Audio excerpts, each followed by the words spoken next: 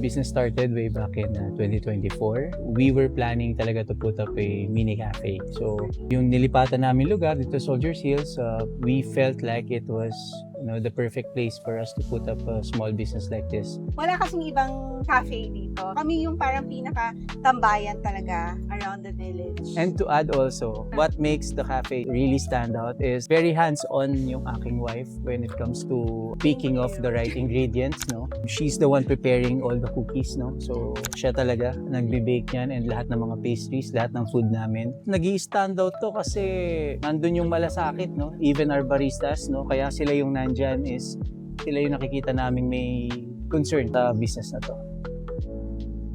So, the best-selling item here sa Lola, so for the food is the burrito. Sa drinks, ang bestseller namin ay yung Lola's Blend and yung sea salt. Sila talaga yung madalas na hinahanap-hanap dito. Ang usually ginagamit talaga namin dito is the typical dishwashing.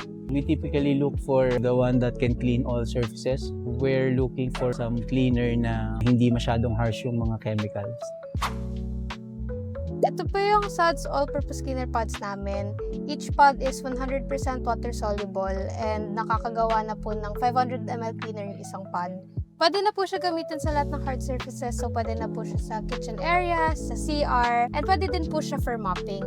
Its lab tested to kill up to 99.9% of common household germs, and wala po siyang harsh chemicals tulad ng bleach, chlorine, or ammonium. Hi! Ako po si Justin Cruz. Barista po ako ng Lola Cafe. Nung na-try ko siya kanina, ang pinaka-nagustuhan ko kasi yung mansya ng mga lamesa namin dito, natatanggal niya. Especially din dun sa surface na may mga salamin, nagiging malinaw. Katulad nito.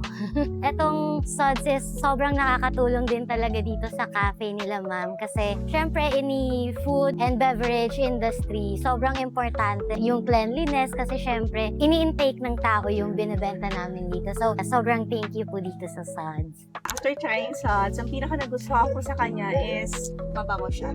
Mabango siya to a point na hindi naman siya sobrang bango. Also, another thing is mura.